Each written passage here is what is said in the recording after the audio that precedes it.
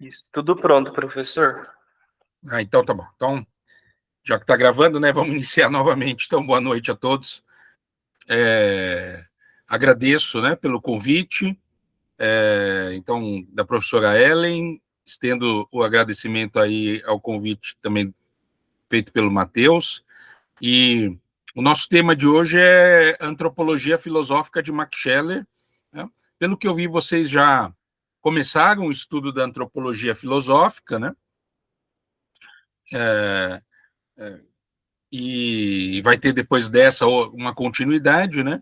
Mas Max Scheler, de certa forma, é uma figura central aí nessa concepção de antropologia filosófica, né?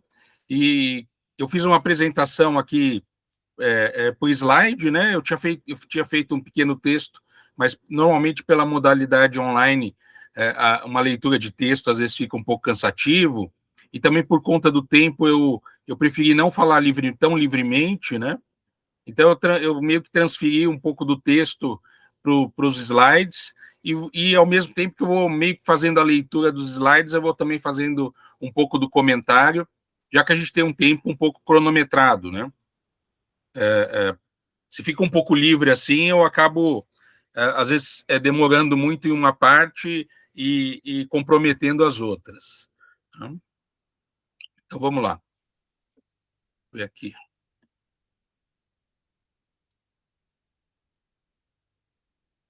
Bom, Max Scheler, né, foi um filósofo, né, muito conhecido aí por pertencer à escola fenomenológica, né?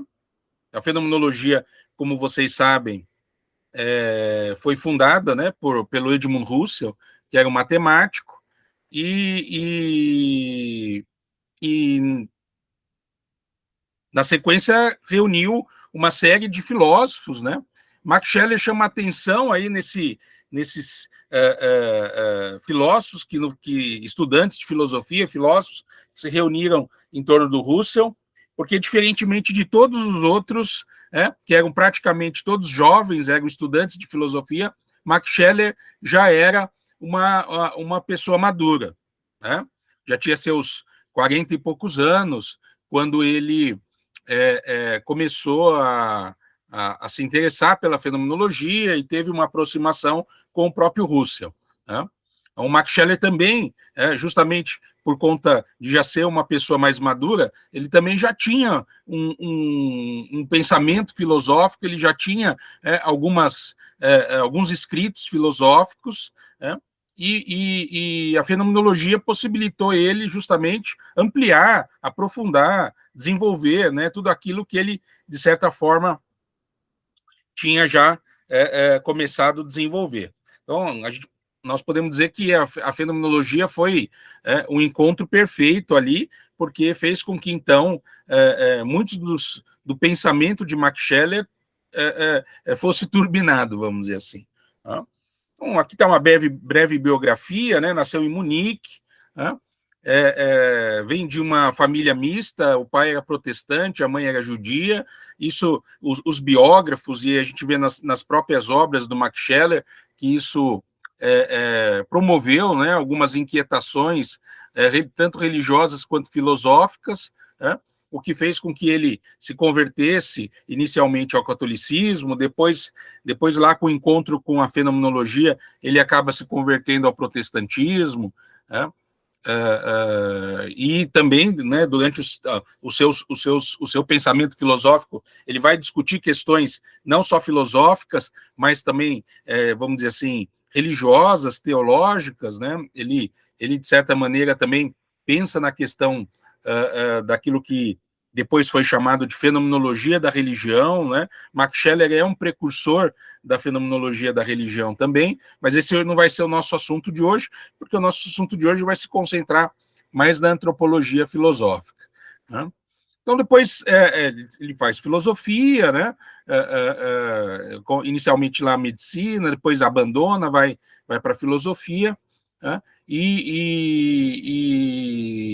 no seu percurso, né, já como um filósofo, ele acaba encontrando a fenomenologia de Edmund Husserl, né? E aí, entre 1913 e 1916, ele começa ali aos seus estudos, né, sobre ética, né, e que culmina na publicação da obra, vamos dizer assim, uma das obras capitais do Max Scheler, que é justamente esse escrito sobre ética. Né? Na década de 20, ele tem uma ruptura com determinadas posições ligadas à sociologia. Max Scheler também tem muito texto ligado à sociologia do conhecimento, não a sociologia, vamos dizer assim, mais empírica, uma sociologia mais teórica, uma sociologia mais filosófica. Né? Tem vários escritos sobre isso, né? Também alguns antes do encontro da fenomenologia, outros depois do encontro da fenomenologia, né? O que culminou, vamos dizer assim, na chegada da antropologia filosófica. Né? Em 1928, então, ele tem a publicação desse clássico, vamos dizer assim, da antropologia filosófica, que é o livro A Posição do Homem no Cosmos, né? Que é esse livrinho, um livrinho bem pequenininho, recomendo a leitura. Não é talvez a primeira leitura não seja tão fácil, né?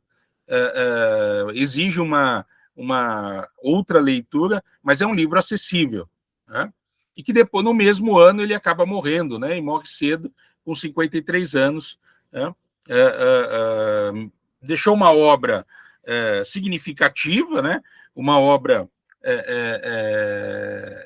não vou dizer tão extensa, porque morre cedo, mas talvez ele tivesse vivido ali, que era a expectativa normalmente nessa época, né, do início do século XX, meados do século XX, a expectativa era entre 60, 70 anos, então talvez ele tivesse uma expectativa de mais de 15, 20 anos. Né?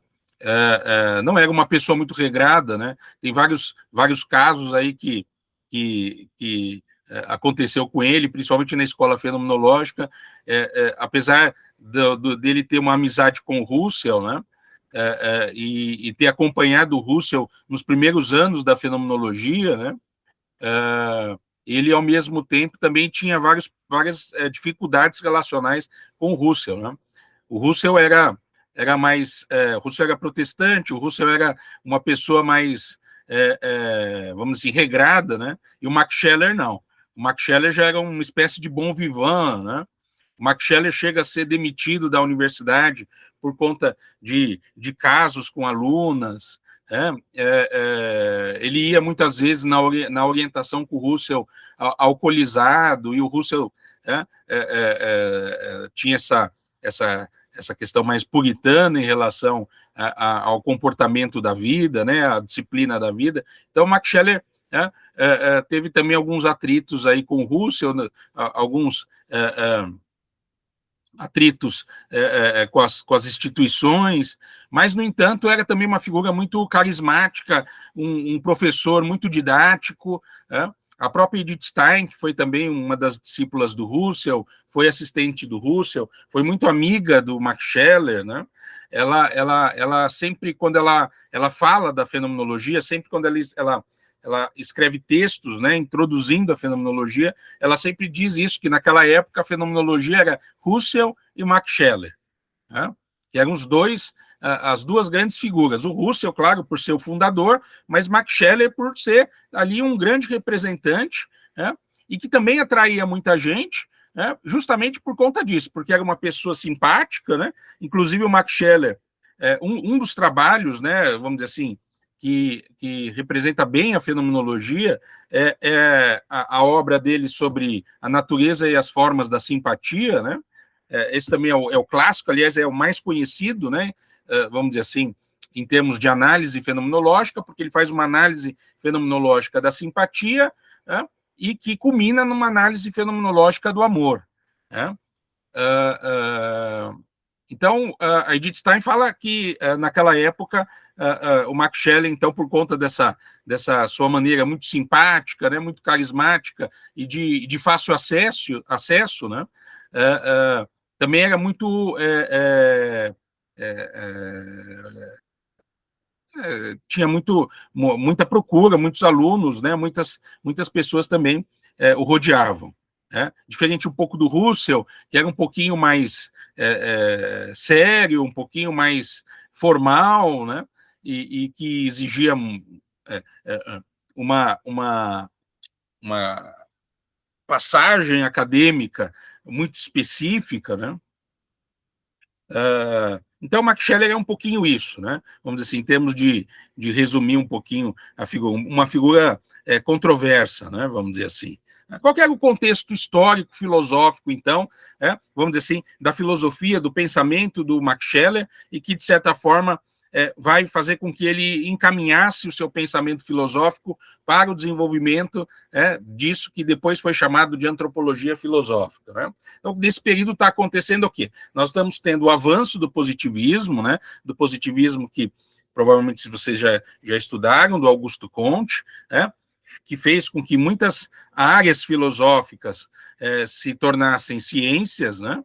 Como no caso da psicologia, né? A psicologia é o exemplo clássico desse avanço do positivismo. Psicologia, como vocês sabem, era uma disciplina também da filosofia e acaba se tornando também uma ciência, né? Não quer dizer que ela deixou de ser filosófica, mas ela se tornou uma ciência autônoma, né? E passou a ser, então, uma psicofísica, né? Então, lembrando que essas disciplinas filosóficas, quando elas se tornam ciência, né, por conta do positivismo, por conta da ideologia do positivismo, elas se tornam ciência no sentido que o próprio positivismo tinha ali na sua organização, né, filosófica, que era justamente que todo conhecimento devia se basear na física, no conhecimento físico, da própria física. Por isso que quando a psicologia se torna ciência, ela vai ser denominada de psicofísica, porque o critério, a base, né, teria que ser a física. A mesma coisa vai acontecer com a sociologia. Max Scheler escreve, como eu disse para vocês, vários textos sociológicos, né? Mas era uma época que a sociologia também era uma disciplina filosófica, né? E que estava também, nesse momento, se tornando uma ciência autônoma, né?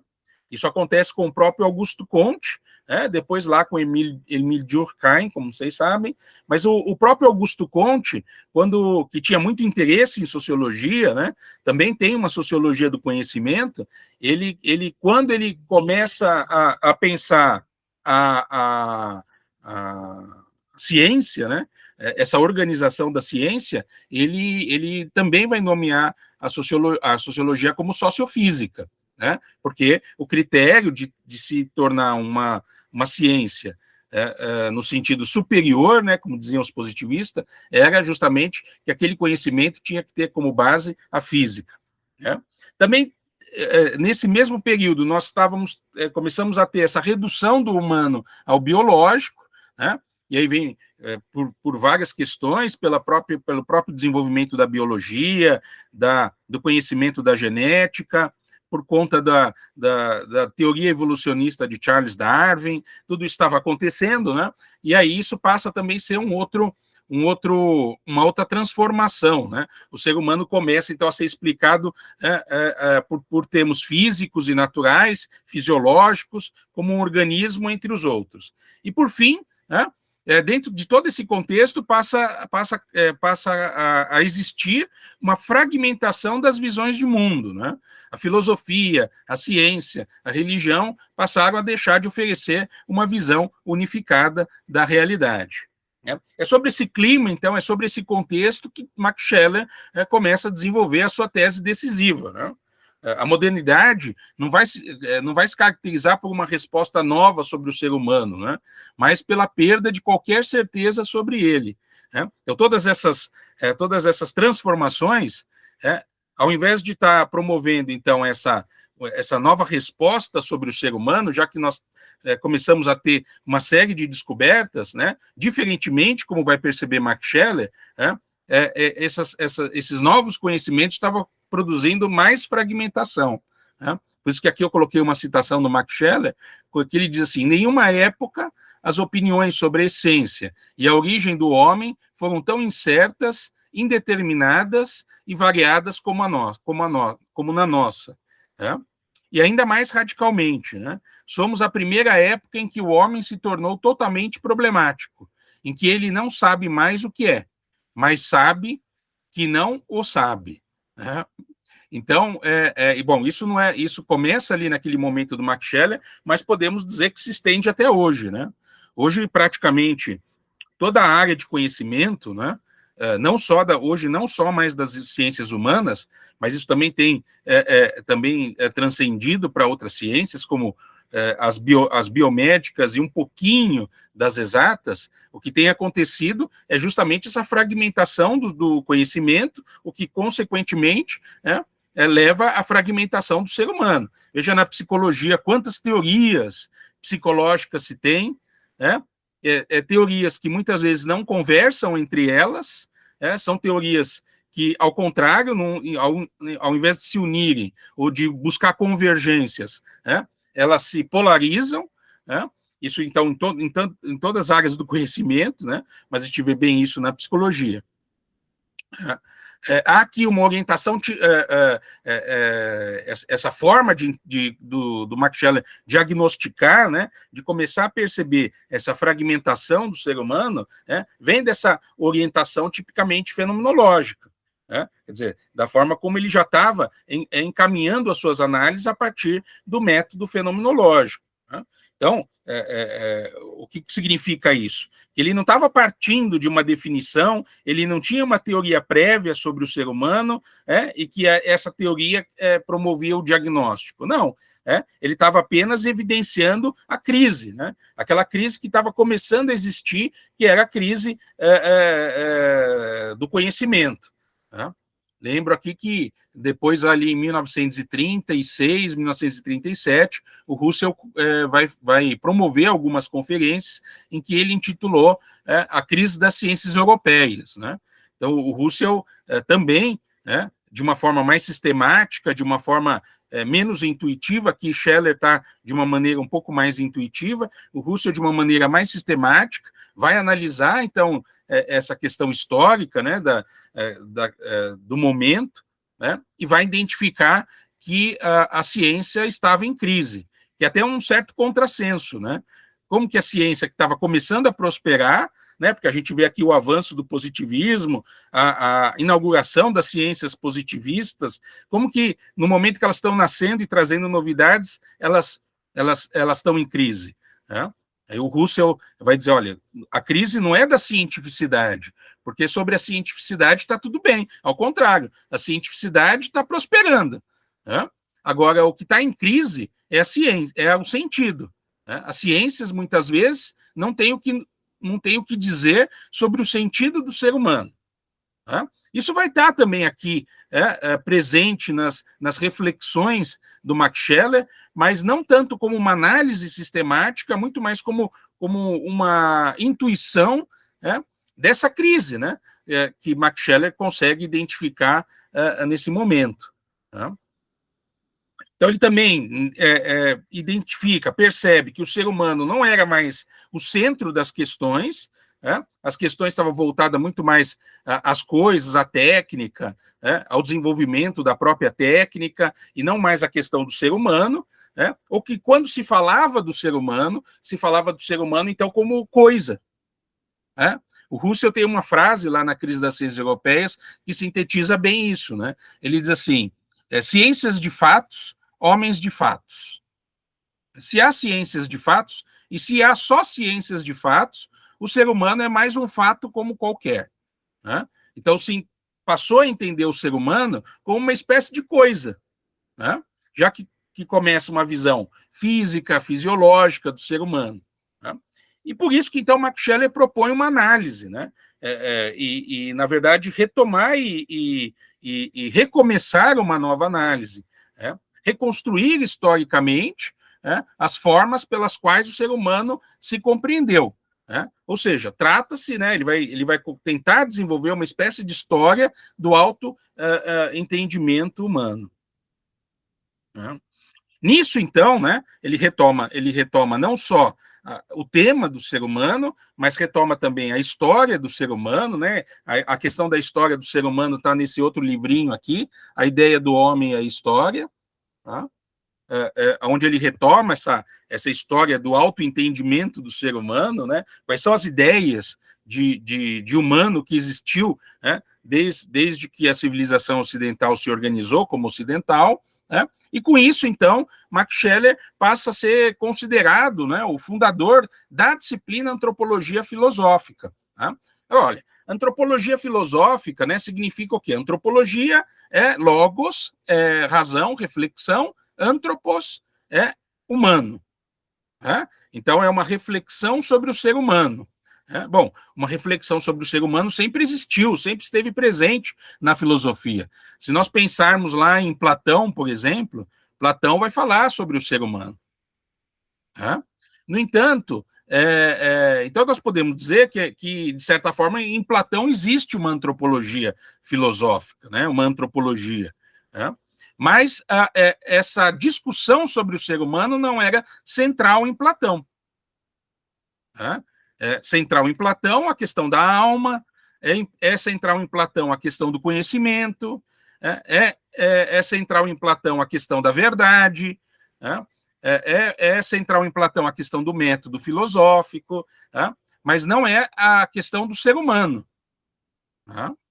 Então, quando Max Scheler, né, percebe a necessidade de colocar novamente o ser humano como centro, né, como centro da discussão, como centro da reflexão, como centro das preocupações, Max Scheler inaugura essa disciplina específica, então, que é denominada de antropologia filosófica. Agora, por que filosófica? Né? Só porque está na filosofia? Não, porque também é fundamental, né? Era importante distinguir essa discussão do ser humano para não ser confundida com outras formas de discutir o ser humano.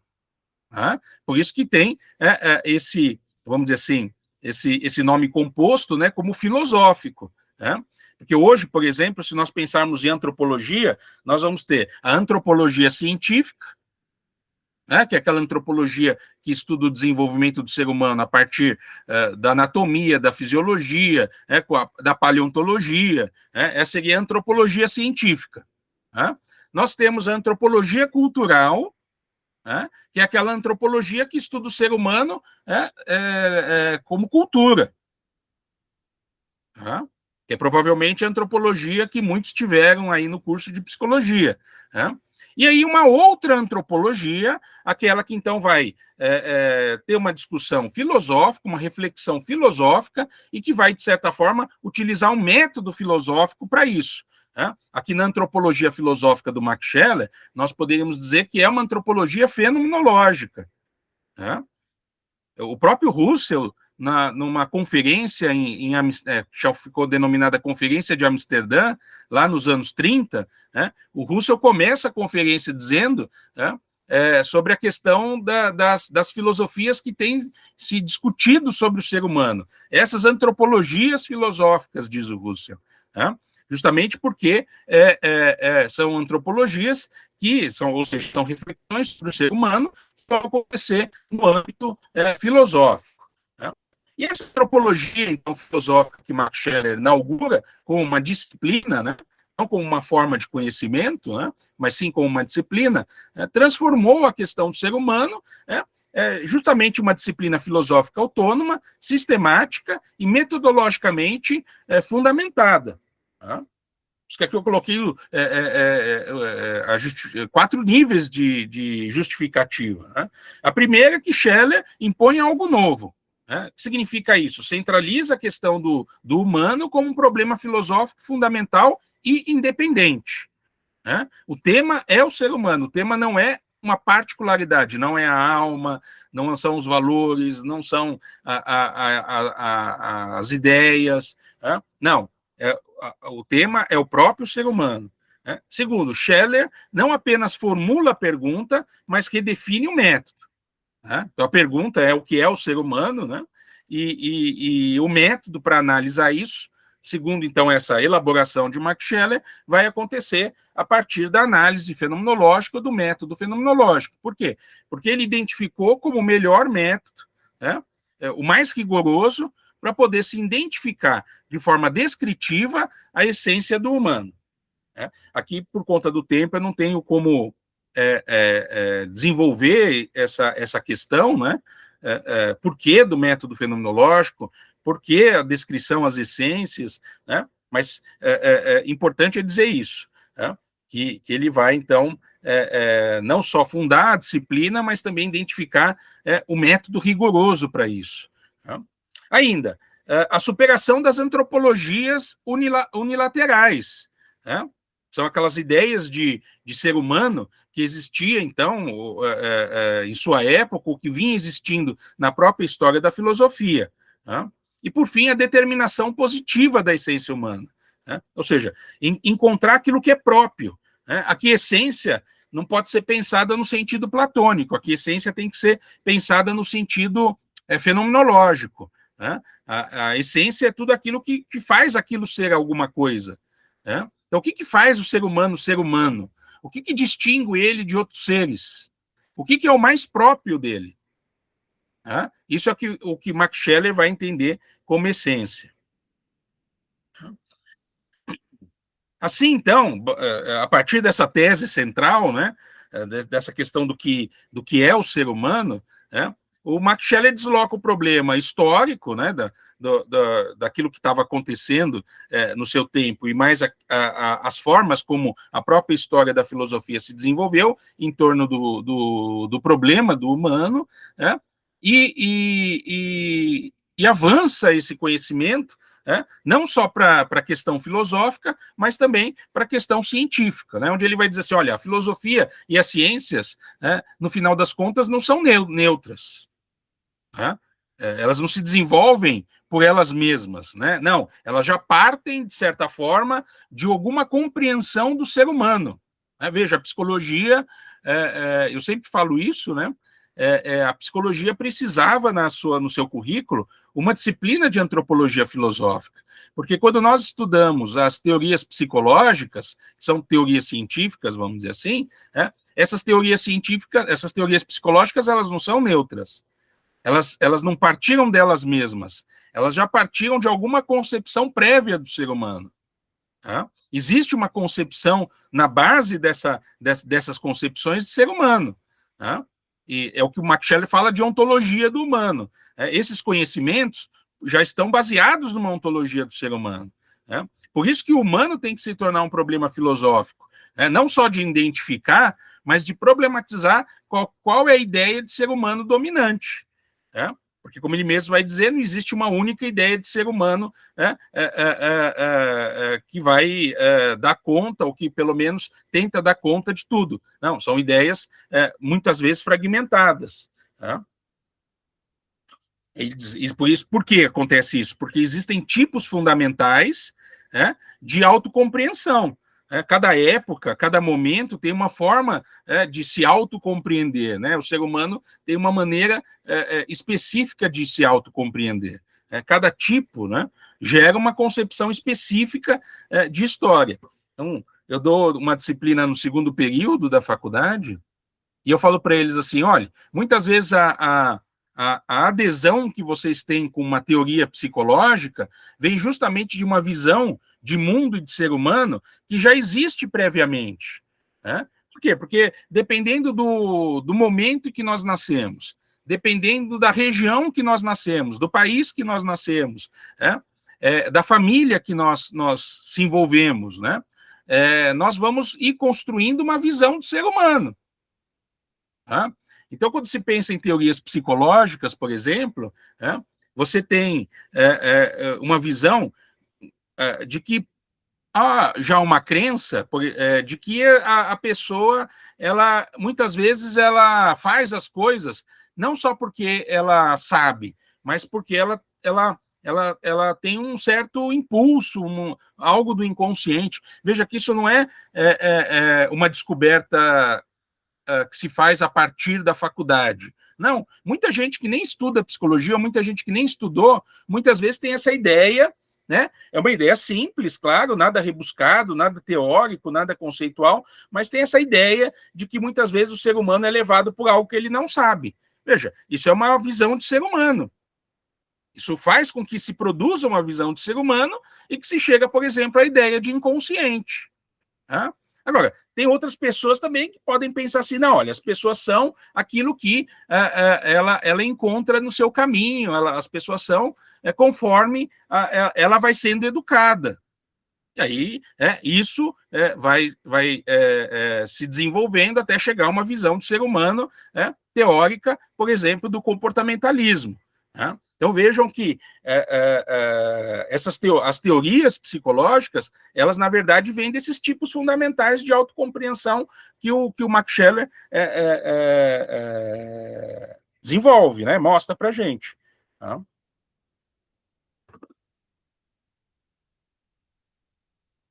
Quais são, então, nessa análise que o Max Scheler vai fazer, né?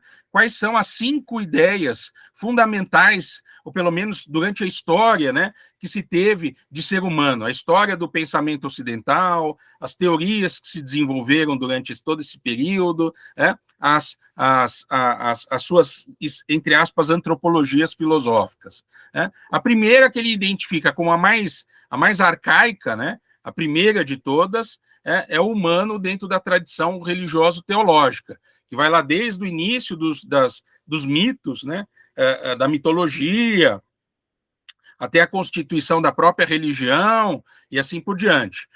É o que ele chama de uma antropologia judaico-cristã. Por que ele chama de judaico-cristã? Porque ele está discutindo a questão do ser humano na civilização ocidental. Ele não está discutindo a questão do ser humano no que diz respeito a todas as civilizações. Tá? Esse é um recorte histórico que ele faz, porque ele está ali problematizando, como nós vimos, uma questão do ser humano, vamos dizer assim, uma questão do ser humano europeu, o que o europeu estava vivendo naquele momento. Tá? Então, é por isso que ele identifica, então, uma espécie de antropologia judaico-cristã. E possui várias ideias, como criação divina, a queda, a redenção, a alma imortal, centralidade na metafísica do homem, né? Tem a questão do pecado também, e assim por diante. Scheler observa que, embora essa visão não seja filosófica, né, no sentido estrito, ela moldou profundamente o sentimento humano. Né?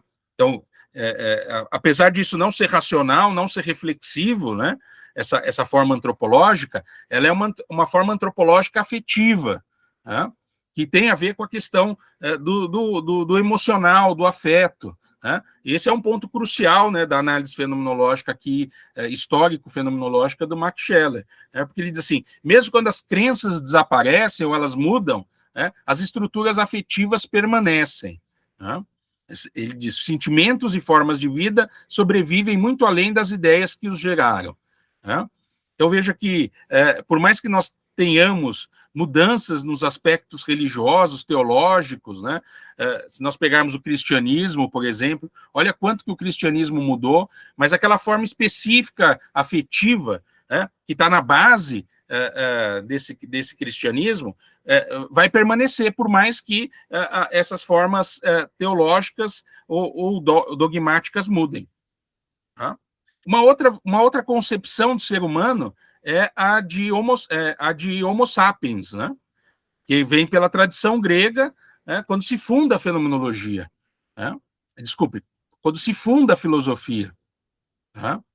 E aqui, então, nós temos o homem passa a ser entendido essencialmente como racional. Tá? Isso a gente vai encontrar em Sócrates, Platão e Aristóteles. Né? Em Aristóteles, principalmente, quando ele vai dizer que o humano, o homem, é um animal racional, o zoologoi, que o humano, justamente por ser racional, se distingue racionalmente do animal, e por ser racional, participa, então, do cosmos. Né? Quer dizer, ele tem como possibilidade de perguntar sobre as coisas, né? Já que ele é racional. Tá? Quais são as características centrais? Esse homem possui um princípio divino em si, esse princípio é idêntico ao princípio ordenador do cosmos, a razão é autônoma em relação ao sensível, então corpo e alma, poderíamos dizer, esse princípio é constante, não é histórico, é uma condição do humano. Todo humano vai nascer racional, ele não aprende a ser racional, ou seja, passa a ser a essência do ser humano. A essência do ser humano, então, é racional. Então, se lá na primeira ideia, a teológica, religiosa, poderíamos dizer que a essência do ser humano é ser religioso, é a fé. Esse caráter emocional da fé. Né? Já com o homem como racional, o humano como racional, né? Ele é, então, a sua essência é a razão. Né? Depois vem uma outra concepção de humano, né? Que é o humano como homo faber, né? E aí vem com o naturalismo, com o positivismo, isso vem lá com o século XVIII, século XIX, né? É uma antropologia moderna naturalista, né? Que passa a negar qualquer essência espiritual autônoma, né? Reduz o homem à continuidade com o animal, né? Explica o espírito como derivado, ou a alma, né? Como derivado dos impulsos, dos instintos. Né? Aí nos diz Max Scheler, não há diferença essencial entre o homem e o animal, apenas diferenças de grau. Né? O chamado espírito, né? O que a gente fala espírito humano, né? É reinterpretado. O chamado espírito, diz Scheler, é apenas um epifenômeno, né? Aquilo que surge, né? Do cérebro, do organismo, né? No caso aqui dos impulsos. Né? O humano torna-se um animal técnico, ser de instrumentos e sistema de impulsos organizados. Né? Então aqui a gente poderia dizer que a essência do humano é o organismo. Né? Uma outra concepção de ser humano, aquela que está bem presente no momento do Max Scheler, né, que é justamente uma espécie de antropologia da decadência. Né? Aqui surge uma ideia profundamente perturbadora, né, como diz Max Scheler. O homem não é progresso, mas degeneração. Né? O seu espírito é um fator patológico. Né? A história é um processo de decadência.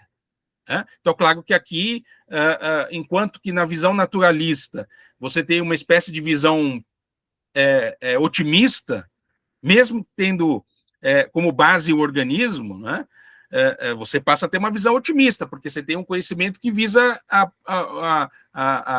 o progresso. Né? A nossa bandeira, vocês sabem, né, que o lema que está presente é um lema positivista. O Brasil republicano foi positivista. Né? E lá na nossa bandeira, então, está escrito ordem e progresso. Né? Esse é um lema de Augusto Comte. Né? Então, onde há ordem, onde há conhecimento sistemático, vai existir progresso. Né? Então, isso é o que preconizava ali a visão naturalista do ser humano. Mas na visão da decadência, é o contrário. Né? Há uma visão negativa do ser humano. Né?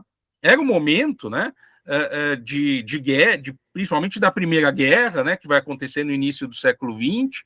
Né? Então passa a ter uma visão trágica e anti-humanista. Né? Então diz Max Scheler, o homem é o desertor da vida, uma espécie que se tornou doente de seu espírito. Né? Nessa perspectiva, o espírito e vida são antagônicos. O espírito destrói os valores vitais e a cultura é sintoma de desintegração. Tá? O espírito aparece como uma potência que destrói a vida. Tá? Eu vejo que nós vamos ter, nesse momento, pensadores que vão ser pessimistas, né? Como, por exemplo, Arthur Schopenhauer, né? Que vai ter esse posicionamento, né? De que a vida é um sofrimento, né? De que a felicidade é apenas um intervalo entre sofrimentos. Né? Eu vejo que há um pensamento de decadência. Né? O que vai levar, consequentemente, segundo a análise de Scheler, a uma antropologia trágica, ou do além do humano. Né? E aí, para Max Scheler, isso está ligado a Nietzsche. Nietzsche é o grande expoente dessa forma de entender o ser humano, dessa visão de humano, onde o humano não é o fim, mas é uma transição. O seu sentido está em superar-se, e a pessoa superior é aquela que vai ter o verdadeiro valor. Então, sintetizando, o humano encontra seu sentido em construir algo além de si, um além do homem, um além do humano. Aqui ocorre uma inversão onde não a humanidade, mas a pessoa superior é o centro. Né? Os valores não vêm de Deus, por exemplo, nem da natureza, mas da responsabilidade individual. Então, são essas, vamos dizer assim, as principais ideias de ser humano que Max Scheler analisa, não só na história da filosofia, mas também ali presente no seu tempo. Qual é a conclusão, né, a negativa dessa análise? Max Scheler, então, diz que é necessário rejeitar todas as reduções que estão presentes nessas ideias. Então, ele vai dizer assim, o ser humano não é apenas animal, não é apenas razão, não é um erro da vida, não é um produto histórico ou social. Qualquer tentativa de definir o humano por um único princípio é inadequada. Essa é uma conclusão crítica fundamental. O ser humano é um ser irredutível a qualquer sistema unilateral, que é o que nós vimos presente nas ideias que Max Scheler destaca, que se deram aí na história da humanidade. Mas tem uma conclusão positiva, E aqui está a formulação mais elevada aí dessa análise do Max Scheler. O humano vai ocupar, então, uma posição singular no ser. Então, veja, toda a história do pensamento, por mais filosofias diversas, elas, no final das contas, sempre tiveram uma ideia de ser humano. Então, quer dizer que o ser humano vai ocupar um lugar específico, esse termo, que Max Scheler elabora é muito preciso e interessante, uma posição singular no ser, ou como depois ele vai dar o título da obra dele, uma posição no cosmos. Ele é parte da natureza. Então, claro, tem vida, tem impulsos, mas também é capaz de transcendê-la. Ele não se reduz a isso. Por isso, o humano é um mediador entre natureza e espírito. E mais, profundamente, a sua tarefa é uma espiritualização do real. Inclusive, a própria forma de analisar tudo isso vem justamente por essa capacidade, vamos dizer assim.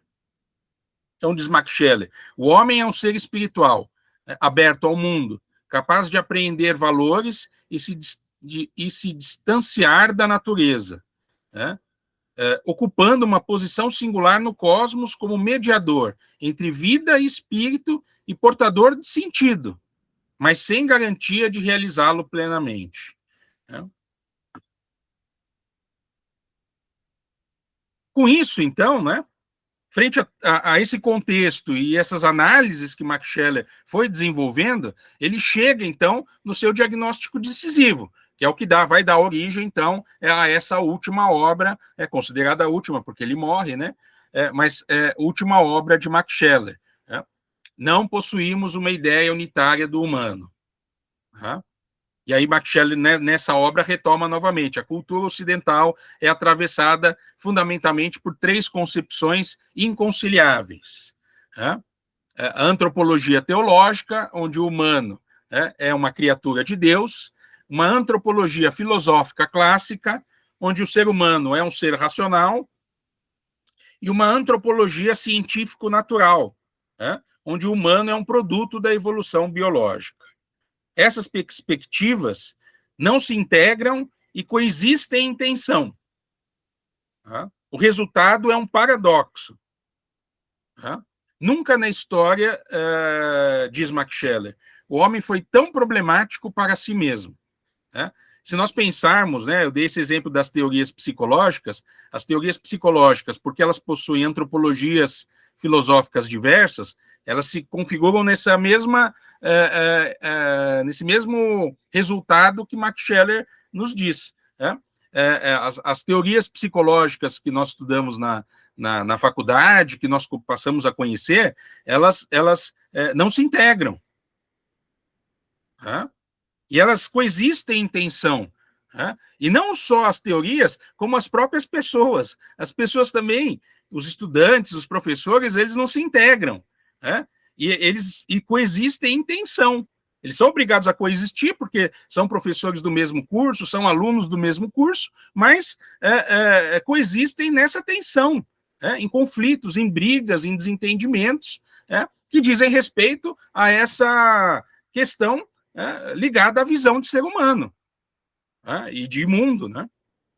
Então, a tarefa é, diz Max Scheler, fundar uma nova antropologia filosófica que ultrapasse essa fragmentação, que busque, né, uma visão integral, uma concepção integral, do humano. Para isso, então, Max Scheler começa, né, a sua análise dizendo que é necessária uma distinção metodológica fundamental. E aí ele, nessa distinção, ele vai dizer assim, olha, há um conceito natural biológico, onde o humano é um animal, um mamífero superior, pertencente à continuidade evolutiva da vida. E há um conceito eidético, que aí é fenomenológico, né, vamos dizer assim, onde o humano possui uma posição única no cosmos. Ele se distingue de todos os seres. E essa posição única não está em dizer que ele é superior, ou é por conta da evolução biológica, ele tem um organismo superior.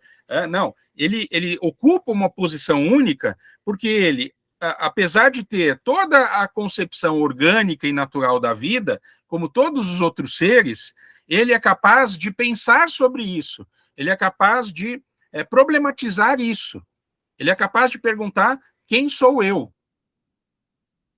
Quem sou eu, o humano?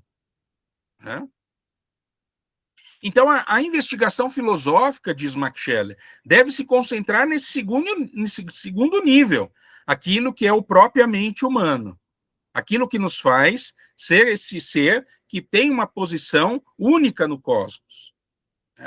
Ou, mais resumidamente, o especificamente humano. Então, a tarefa de Scheler, metodologicamente falando, é fazer uma análise fenomenológica e idética, então buscar o próprio do humano, o que é próprio no humano, que faz ele, então, ter essa posição singular no cosmos. E aí a análise, né, aqui claro, eu fiz um resumo, né, da obra. O Max Scheler faz uma análise, então, né, uma espécie de hierarquia, vamos dizer assim, ou de camadas. Eu gosto mais da ideia de camadas, das camadas constituintes do ser humano, né, das camadas que compõem o ser que somos nós. Para compreender o humano, então, Scheler reconstrói, vamos dizer assim, a escala evolutiva do psíquico, né? Lembrando que ele está falando já do ser que está vivo, né? Então, ele começa como ser psíquico, ele não começa como ser coisa, Isso vem da análise fenomenológica também, Na fenomenologia, quando nós falamos de corpo, nós temos, vamos dizer assim, dois entendimentos de corpo. Um é o corpo físico, que na terminologia alemã é Körper, Körper. Körper é o corpo físico. E nós temos o corpo vivo, o Leib. Nós não vivemos, melhor dizendo, o nosso corpo físico. Nós vivemos o nosso corpo como vivo. O corpo físico é essas coisas físicas que estão aí. Na mesa de vocês, é a mesa, é a roupa, são os objetos. Tudo isso é um corpo físico, é Körper. Mas o nosso corpo sempre é vivido como vivo. Mesmo que eu saiba que o meu corpo é físico, e eu toco no meu corpo e eu sinto ele como físico, eu não sinto só como físico, eu sinto ele como vivo. Por isso que não sei se alguém já teve experiência de tocar um cadáver, um morto, né? Você vai no enterro de alguém e você toca, né, na mão do morto. Você, quando toca a mão do morto, você sente um estranhamento. Porque o corpo do morto está da mesma maneira que o caixão. É apenas um corpo físico. Você não sente a vida. Basta fazer esse exercício. Toquem aí na carteira, na mesa, e depois toca no seu colega. Você vai sentir, você capta a vida. Não é pelo pensamento. Você sabe que aquilo que você está tocando é vivo. Tá? Então, Max Scheler começa, porque ele está falando do ser humano. Então, ele não precisa começar da pedra. Ele não precisa começar da árvore. Tá? Ele vai começar do humano, do ser que somos nós. Qual que é o fenômeno a ser analisado? O humano. Qual que é o ponto originário? Quer dizer, quando começa a análise do ser humano, o que é mais explícito quando nós olhamos para o humano? O nosso corpo. Não é nada interno. Tá? É o nosso corpo. É o que se mostra de maneira mais imediata quando a gente começa a analisar um ser humano. Tá? E quando nós olhamos para esse corpo, nós olhamos que esse corpo já é um corpo sempre vivo. Tá? Por isso que a análise dele começa de maneira psicofísica, tá? Ou seja, a partir do corpo vivo. Tá? E aí, então, ele começa a análise fenomenológica, identificando, vamos dizer assim, essas camadas. A primeira camada que ele identifica é que ele chamou de impulso afetivo. É o grau mais básico do psíquico, tem como característica ser uma vida como um vegetal, vegetativa, né? Possuindo características como não há distinção entre sentimento e pulsão, não há consciência e nem sensação, há um movimento básico, existe movimento, porque está vivo, tem movimento, que é aproximação e afastamento, tal como as plantas, né? As plantas também têm mais ou menos esse movimento. Veja quando você coloca um vaso que não pega sol, a planta tende o quê? Se ela precisa de sol, ela tende a buscar esse sol. Então, veja que esse movimento de aproximação e afastamento. A ausência de centralização e de sistema nervoso. Ainda assim, há uma forma rudimentar de interioridade e expressão. Na existência vegetal ou vegetativa, vamos dizer assim, encontra-se já o fenômeno originário da expressão. A vida vegetal é a vida vegetal em nós, hein? Não é a vida vegetal nas plantas. A vida vegetal nossa é caracterizada por uma pulsão estática, totalmente voltada para fora, sem retorno reflexivo. Então, veja que tem esse estado, por exemplo, de alguém que está em coma. Alguém que está em coma está vivendo predominantemente esse impulso afetivo.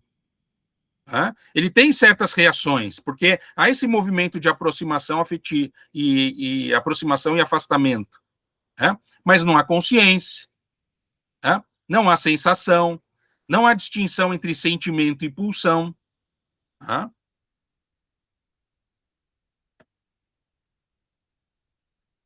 Vamos lá. O segundo nível é do instinto, da vida animal. Lembrando que é a vida animal em nós. É a camada que ele chama de instinto ou de vida animal. Implica já uma organização mais complexa do comportamento. Não é apenas um impulso afetivo. Scheler define o instinto a partir de características objetivas. Primeiro, o instinto é teleológico. Ele visa algo. Tem um fins. O comportamento instintivo possui sentido e direção para a vida da espécie. Há um ritmo fixo, que é estruturado de forma invariável. Orientação à espécie. Não serve ao indivíduo, mas à conservação da espécie. É inato. Então, é hereditário, não é adquirido. E também é independente da experiência. Não depende da aprendizagem ou de tentativa e erro. O instinto constitui, portanto, uma forma de inteligência, entre aspas, aqui esqueci de colocar entre aspas, não consciente e não reflexiva. Não tem propósito consciente. Não tá pautado num querer. Existe uma teleologia? Existe. Existe uma direção, um sentido, né? Sentido nesse significado de direção? Existe. Então, se eu tenho o instinto da nutrição, a minha direção é alimentar-se. Se eu tenho o instinto da preservação, o meu comportamento é reproduzir.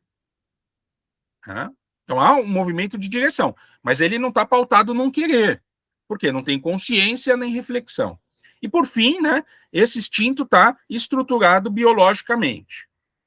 Um terceiro nível é o que Scheller chamou de memória associativa.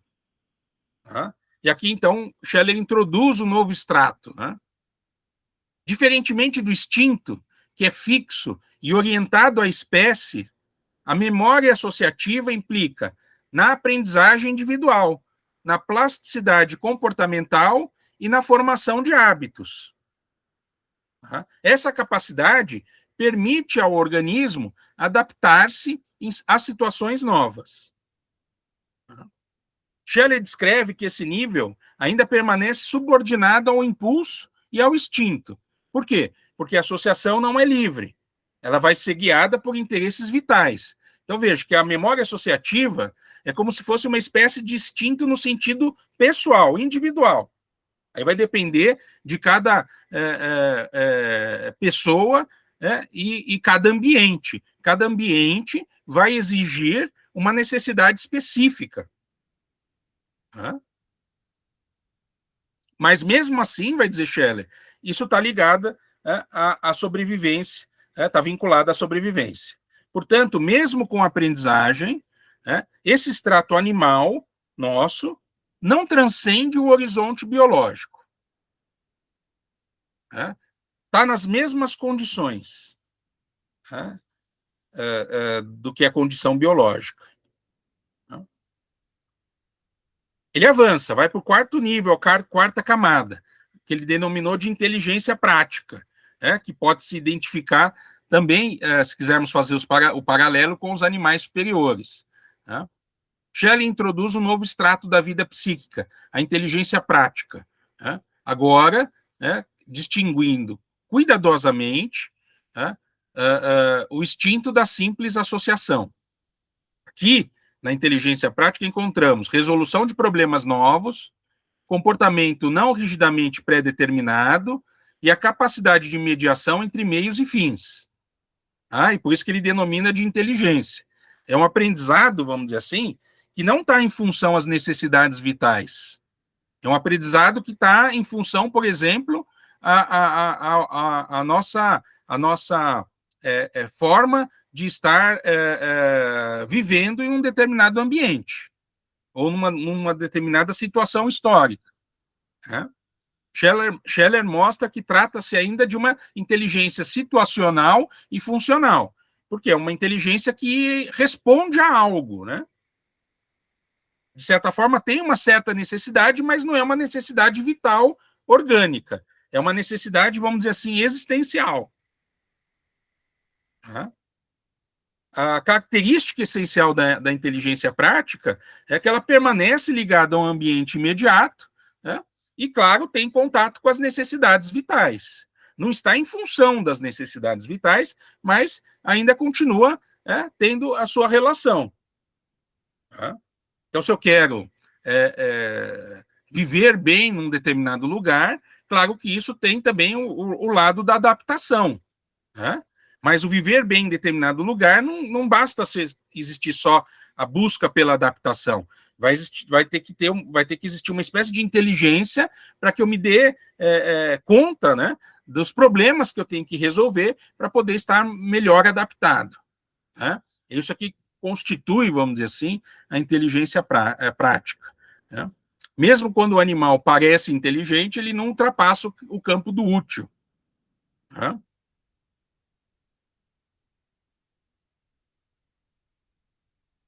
E aqui vai existir uma ruptura decisiva, A diferença essencial entre o humano e o animal. É neste ponto que Scheller introduz a sua tese central da obra, que é justamente essa diferença entre o homem e o animal, que não é de grau, mas de essência. Ele rejeita frontalmente qualquer continuidade evolucionista simples. A essência do homem não pode ser explicada com o desenvolvimento progressivo das capacidades animais, no sentido rigoroso da argumentação. Aqui o Max Scheler discute várias coisas que nós não temos tempo, né? Mas aqui ele tenta mostrar que justamente aquilo que constitui o ser humano não é uma consequência do organismo apenas. Tá? Não quer dizer que o organismo não tenha a sua participação, tá? Mas não é o fim do organismo. Tá? E o que distingue, então, o humano do animal é justamente o surgimento de uma dimensão completamente nova, que ele chamou de espírito, tá? Que é alemão Geist. Tá? O espírito não é uma função biológica, né, segundo Scheler, nem um grau superior de inteligência. Constitui uma ordem ontológica distinta. É o que faz nós sermos o que nós somos enquanto humanos. Tá? E por quê? Né? Então, Scheler mostra, né, descreve aquilo que é essencial em nós, né, que é essencial como espiritual em nós. Primeiro, no nosso ser, ou seja, sendo humano, nós temos uma abertura para o mundo. Tá? Enquanto o animal está fechado em seu meio, em seu mundo circundante, ao seu ambiente, o humano é aberto ao mundo. Isso significa a suspensão da relação utilitária, o acesso ao ser enquanto tal e a possibilidade de contemplação. Então, nós conseguimos, por exemplo, dizer não. Por mais que exista um impulso, eu posso dizer não. Nós conseguimos dizer não. E o não vai funcionar como essa suspensão da relação utilitária. O animal não consegue dizer não. Se ele está com sede, ele começa a buscar água até cessar a sua sede. Aqui, por exemplo, se alguém tiver com sede, não vai levantar imediatamente no bebedor, a não ser que esteja entediado com o assunto e vai encontrar na água o passeio. Mas se não é isso, se a pessoa está interessada no que nós estamos conversando e ela começa a sentir sede e a garrafinha de água dela acabou, ela vai dizer assim, falta mais 20 minutos, 10 minutos para acabar, eu vou esperar. Passou a sua sede? Não, continua com sede. Mas se você conseguiu suspender essa relação utilitária, com isso a gente consegue acessar aquilo que nós somos, né? Nós não somos só impulso, consequência, nós não somos só reativos. Nós temos essa capacidade, então, de contemplar, ou seja, se afastar dessa atitude reativa. Isso que o Max Scheler chama como abertura de mundo. Segundo, é a capacidade de objetivação. O humano pode transformar conteúdos em objetos e não apenas vive experiências. O que significa isso? Pode tematizá-las. Isso funda o conhecimento, a ciência, a reflexão. Então, um animalzinho, um cachorrinho, um gatinho, que tem lá o seu potinho de comida, o seu potinho de água, ele vive esses potinhos apenas como experiência. Ele vai comer, está lá no pote. Tanto faz estar no pote como no chão. Para ele é indiferente. Por quê? Porque para ele o que importa é comer, é saciar a fome. Nós, seres humanos, também temos esse instinto de saciar a fome. Mas nós, ao estarmos comendo, nós reparamos se a comida está no pote ou está no chão. Porque nós temos essa capacidade de tematizar, objetivar, individualizar. Nós não apenas vivemos, nós tematizamos o que vivemos. Um cachorrinho pode estar triste, mas ele não tematiza a tristeza. Nós tematizamos. E conseguimos tematizar e conseguimos objetivar as coisas porque nós possuímos, então, autoconsciência. Nós não apenas temos experiências, mas sabemos delas. Nós nos damos conta. Eu não apenas vivo a tristeza, Eu me dou conta dela. Tá? Eu vejo uma criança que não sabe nada de tristeza. Tá? Ela sente a tristeza, e aí, num determinado momento, ela se dá conta disso. Por isso que ela nomeia. Por isso que ela busca nomear aquilo. Por isso que ela procura um nome para aquilo. Porque ela está objetivando. Tá? E ela justamente consegue tematizar, ou seja, ela consegue se dar conta, porque ela passa a ter consciência de si. Tá? E depois que já objetivou e que já passa a ter consciência de si, ou seja, eu sei que estou triste, eu posso pegar essa tristeza e fazer uma pergunta: o que é a tristeza? Ou seja, nós conseguimos depois ainda ter um distanciamento reflexivo. Né? Então, o animal, ele só vive, ele só experiencia a tristeza. Ele não se dá conta dela e nem pergunta por ela. Né? E, por fim, a liberdade em relação ao impulso. Né? É justamente o não que eu disse para vocês, caracteriza com essa possibilidade de ser livre. O espírito introduz uma ruptura com a vida impulsiva. O humano pode dizer não às suas pulsões. O não quer dizer que some, mas o não quer dizer que interrompe, né? Que é o exemplo da água que eu dei para vocês. Quando você fala assim, não, eu vou esperar que já está terminando, você fala não para busca de água, né? O não está em relação a buscar água. O que você está fazendo? Você está interrompendo aquele impulso, você não está extinguindo. Isso nos possibilita, então, a liberdade.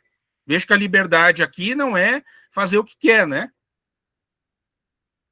Não é você estar livre de tudo. A liberdade não significa não ter impulsos, não ter desejos, não ter os instintos. A liberdade significa você interromper, você promover uma ruptura. E para Max Scheler, então, aquilo que é mais essencial na vida espiritual, aquilo que diz respeito à própria vida do espírito, é a ideação, que é justamente a capacidade de apreender essências.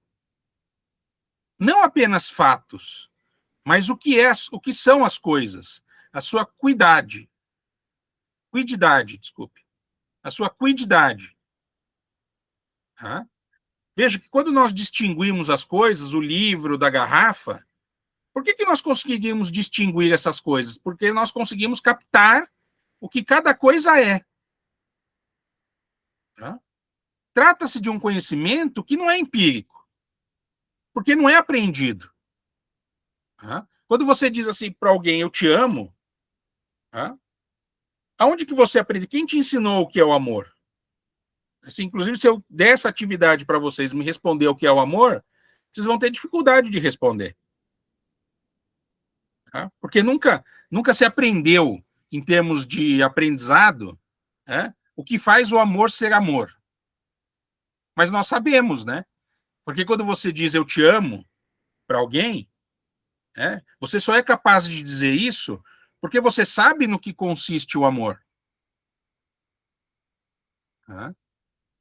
Você talvez não saiba responder teoricamente isso.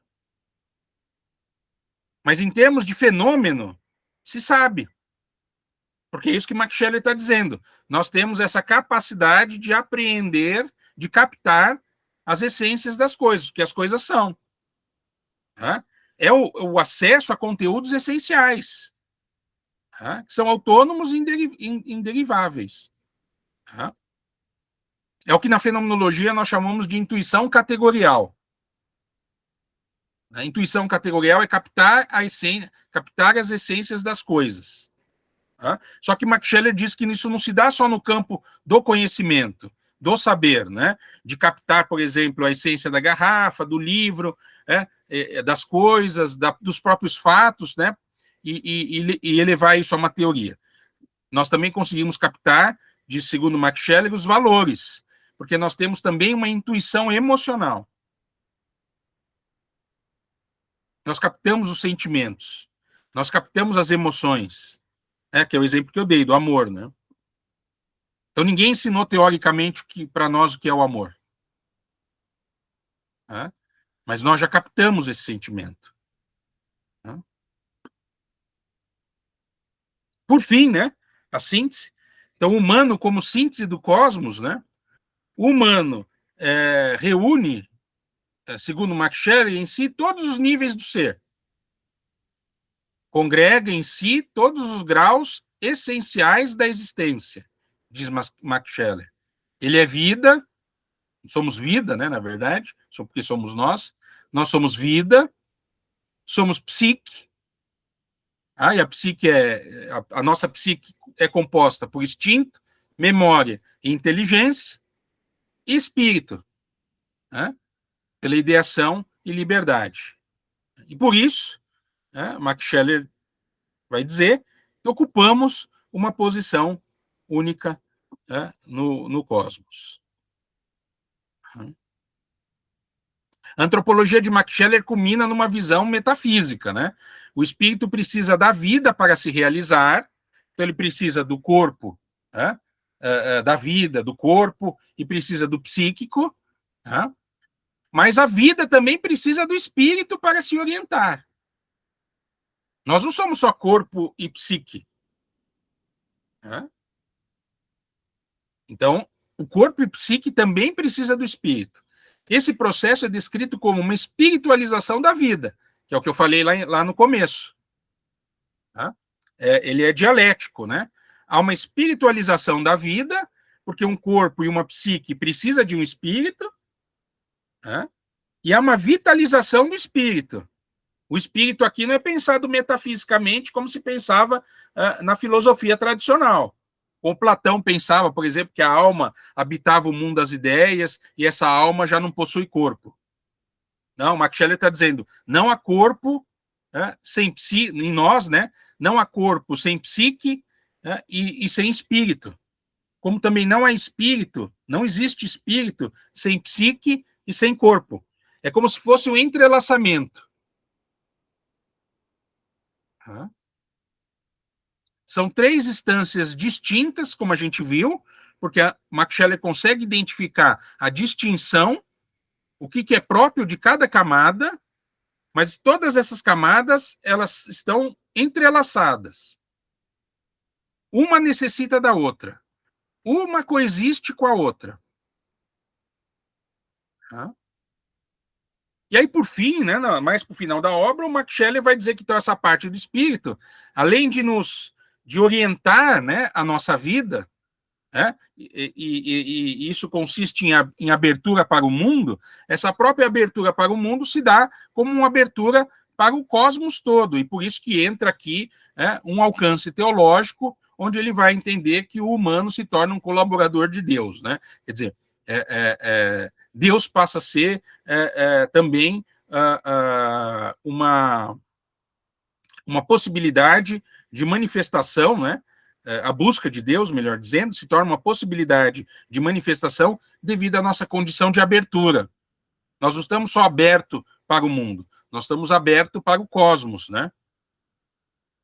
Isso vai fazer com que também se busque um sentido último. Claro que como isso é próprio da vida espiritual, isso não tem condição. Não é porque há possibilidade de se buscar um sentido último que todos vão buscar. Não, não vai. Todos vão buscar a sobrevivência. Todos vão buscar saciar sua fome. Porque isso está na causalidade, tanto do corpo como da psique. Mas na vida do espírito, como diz aqui o Max Scheler, o próprio do espírito é a liberdade, não é a causalidade. Então, nesse sentido, a vida espiritual, ela não é de condições, ela é de possibilidades. Ela vai se constituir como possibilidades. Assim, o humano passa a ser o lugar onde o mundo ganha sentido, e onde o absoluto se torna efetivo.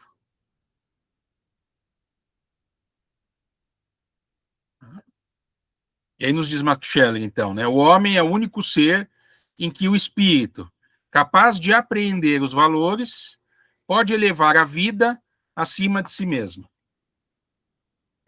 E é isso, pessoal. Muito obrigado.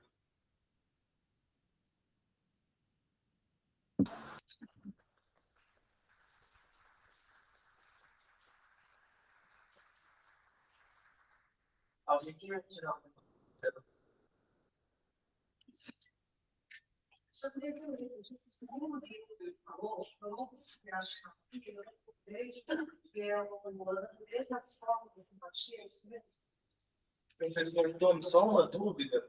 O senhor citou no segundo livro, é a natureza e as formas da simpatia. Isso. De 1913. Depois eu vou mandar para você um arquivo, Matheus, que eu Legal. fiz um esqueminha, uma apostilinha, com tudo que eu falei. Aí depois você distribui para o pessoal. Não, combinado. Tem um grupo do WhatsApp, que não entrou ainda, aí depois eu para mim, tanto a gravação, como também o material. Desculpe que eu falei um pouco rápido, um pouco atrapalhado, mas é porque você tinha me falado que era em torno de 50 minutos a 1 hora, né? Então, para poder dar conta de um mínimo do conteúdo, eu tive que dar uma aceleradinha. Mas foi muito bom, professor. Tenho certeza que todo mundo vai sair daqui muito cheio de conhecimento. Eu fico muito feliz. A gente vê o professor me ensinando e dá para ver assim no olhar, é uma pessoa com muita cultura, com muito conhecimento e muito amor pelo que faz. E com certeza é o mesmo testemunho para nós que estamos iniciando essa vida de estudo.